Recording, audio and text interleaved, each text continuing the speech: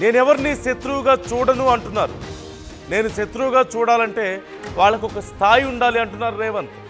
ప్రతీకార రాజకీయాలకు తాను పాల్పడనని, వాటికి దూరంగా ఉంటానని, తనకి నచ్చని వారిపై అధికారం ప్రయోగించే మూర్ఖుణ్ణి కాదు అంటూ రేవంత్ కామెంట్ చేశారు. కర్మ సిద్ధాంతాన్ని తాను నమ్ముతానన్నారు. నేను గెలవడమే వారికి అతిపెద్ద శిక్ష అంటూ తన ప్రత్యర్థుల్ని, శత్రువులను ఉద్దేశించి ఆయన వ్యాఖ్యానించారు. కేసీఆర్, కోమటిరెడ్డి రాజగోపాల్ రెడ్డిలను ఉద్దేశించే ఈ కామెంట్స్ రేవంత్ రెడ్డి చేశారు అంటూ రాజకీయ వర్గాల్లో చర్చ జరుగుతోంది. ఈ నేపథ్యంలో ఈ అంశం గురించి పెద్ద ఎత్తున చర్చ జరుగుతోంది. ఒక్కసారి సీఎం అసలు ఏమన్నారు, ఏం కామెంట్స్ చేశారో ఆయన మాటల్లోనే విందాం.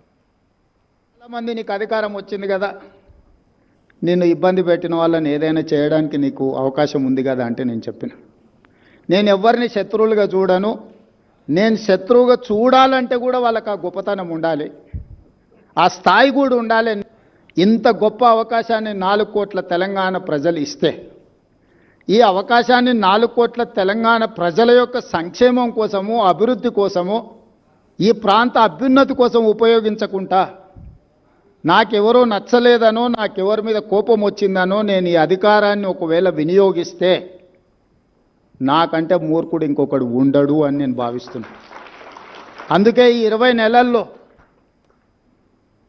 20 నెలల్లో వాళ్ళు చేసుకున్న పాపాలకు వాళ్ళు పోతారని నేను కర్మ సిద్ధాంతాన్ని ఎక్కువ నమ్ముతా. మనం చేసుకున్నది మన ఎంబడి వస్తుంది, ఎవరెంత చేస్తే వాళ్ళకి అంత వస్తుంది, వాళ్ళు అనుభవిస్తారని నేను ఎక్కువ నమ్ముతా.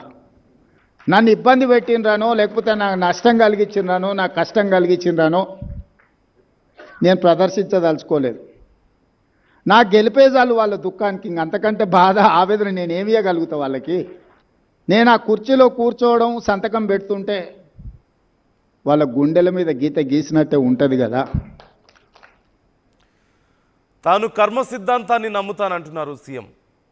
తాను గెలవడమే తన చెడు కోరుకునే వాళ్ళకి అతిపెద్ద శిక్ష అంటున్నారు. తాను ఒకవేళ శత్రుత్వం పెట్టుకోవాలన్నా వాళ్ళకు ఒక స్థాయి ఉండాలని, ఎవరితో పడితే వాళ్ళతో ఫైట్ చేసే ఉద్దేశంలో తాను లేనని, తెలంగాణ ప్రజలు తనకిచ్చినటువంటి గొప్ప అవకాశాన్ని ప్రజలకు సేవ చేయడానికో, ప్రజల అభివృద్ధికో ఉపయోగించుకుంటానే తప్ప ఇలా కక్షల కోసం, ప్రతీకారాల కోసం ఉపయోగించుకొని టైం వేస్ట్ చేసుకోను అంటూ సీఎం అంటున్నారు. ఎవరిని ఉద్దేశించి అన్నారు ఈ మాటలు? గతంలో ఆయన్ను బీఆర్ఎస్ ప్రభుత్వం ఉన్నప్పుడు రేవంత్ రెడ్డిని జైలుకి పంపడాన్ని మనం చూసాం. అసెంబ్లీలో కూడా ఆయన చెప్పారు తాను ఎంత ఇబ్బంది పడ్డాడు.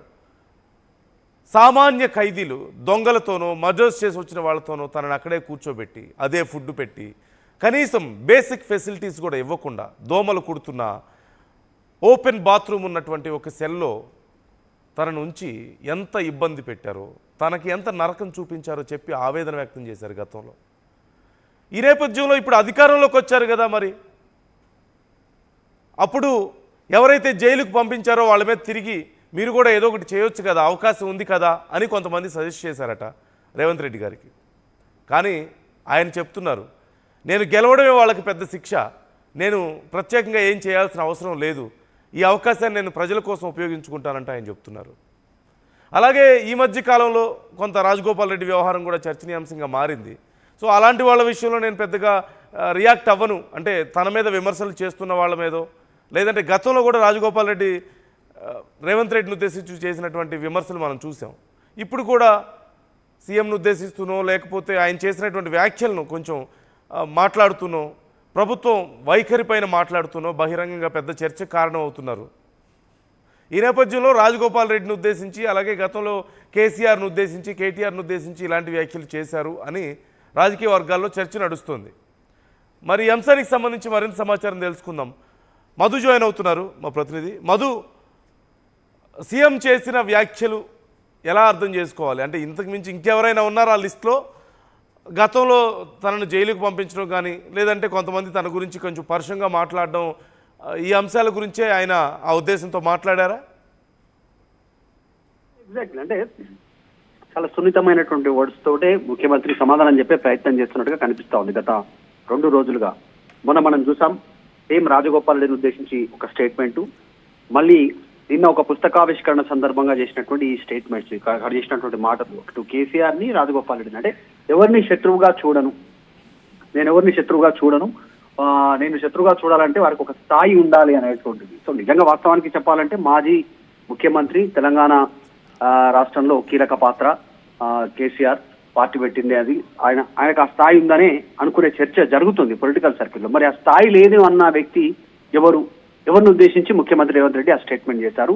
కోమటిరెడ్డి రాజగోపాల్ని ఉద్దేశించే చేశారా? వరుసగా జరుగుతున్న పరిణామాలను ఉద్దేశించి అంటూ చర్చ కొనసాగుతా ఉంది. మాజీ ముఖ్యమంత్రిగా పార్టీ స్థాపించి తెలంగాణ రాష్ట్రాన్ని తీసుకొచ్చినటువంటి పేరున్నటువంటి వ్యక్తిగా కేసీఆర్ నేమో శత్రువుగా చూడను అనేటువంటి స్టేట్మెంట్, ప్రతీకార రాజకీయాలు తీసుకోను అనేటువంటిది వారిని ఉద్దేశించి చేశారు. నేను ఆ సీట్లో కూర్చోవడమే వారికి పెద్ద శిక్ష అనేటువంటి స్టేట్మెంట్ వారిని ఉద్దేశించి. కానీ నేను శత్రువుగా చూడాలంటే ఒక స్థాయి ఉండాలి అనేటువంటి వాళ్ళు మాత్రం ఖచ్చితంగా రాజగోపాల్ రెడ్డి గురించే మాట్లాడుంటారు. ఆయన మాటల రూపంలో సమాధానం చెప్పే ప్రయత్నం చేశారు ముఖ్యమంత్రి అనేటువంటి చర్చ పొలిటికల్ సర్కిల్లో కొనసాగుతుంది. కావాలని పరోక్షంగా సున్నితంగా సింపుల్ వర్డ్స్ తో ఎవరి పేరు తీసుకోకుండా కరెక్ట్ గా వారికి యాక్ట్ అయ్యేలా, వారికి అర్థమయ్యేలా, వారికే వర్తించేలా ఈ రకంగా వర్డ్స్ చేస్తా ఉన్నారు ముఖ్యమంత్రి అనేటువంటిది అయితే చర్చ కొనసాగుతా ఉంది. మరి దీనిపైన మళ్ళీ రాజగోపాల్ రెడ్డి రియాక్ట్ అయ్యేటువంటి అవకాశం ఉంది. మనం చూస్తాం ప్రతి వర్డ్కి రాజగోపాల్ రెడ్డి ఆ స్టేట్మెంట్ మళ్ళీ కౌంటర్ రూపంలో ఏదో ఒక రూపంలో ఇస్తూనే పోతున్నారు. కాబట్టి దీనిపైన కూడా మళ్ళీ మాట్లాడే అవకాశం అయితే ఖచ్చితంగా ఉంది రాజగోపాల్ రెడ్డి. మరి చూడాలి ఇంకా ఎక్కడి వరకు వివాదాలు సాగుతాయి. ఈ రోజు ఆల్రెడీ క్రమశిక్షణ సంఘం భేటీ కాబోతుంది. ఆ భేటీలో రాజగోపాల్ రెడ్డి అంశం చర్చకు వచ్చే అవకాశం ఉందా చూడాలి. ఉదయం 11 గంటలకు మల్లు రవి ఆధ్వర్యంలో గాంధీ భవన్ లో ఈ రోజు క్రమశిక్షణ సంఘం భేటీ కాబోతుంది. కాబట్టి ఈసారి చర్చకు వచ్చే అంశం ఖచ్చితంగా రాజగోపాల్ రెడ్డిది అయి ఉంటుంది. నిన్న పిసిసి చీఫ్ మాట్లాడిన మాటలను బట్టి చూస్తే అనేటువంటిది కూడా చర్చ కొనసాగుతోంది. సో పరోక్షంగా హింటిస్తా ఉన్నారు ముఖ్యమంత్రి వీరు చేస్తున్నటువంటి స్టేట్మెంట్లని. నాకు నచ్చని వారిపైన అధికారం ప్రయోగించేటువంటి అంత మూర్ఖుని కాదు అనేటువంటి.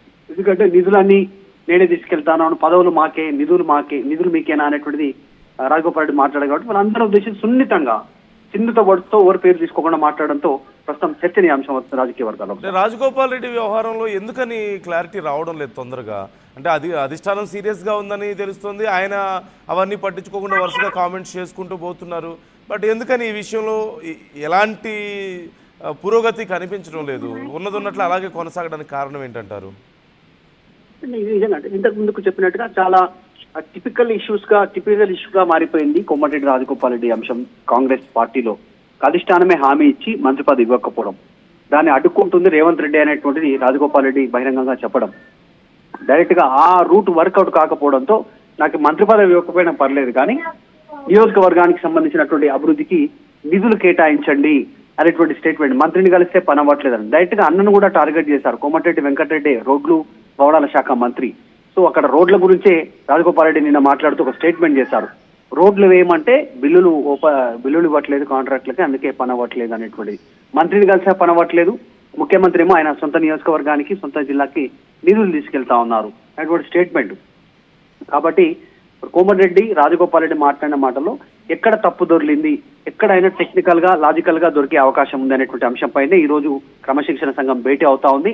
కాస్త నిర్ణయం తీసుకునే అవకాశం అయితే కనిపిస్తా ఉంది.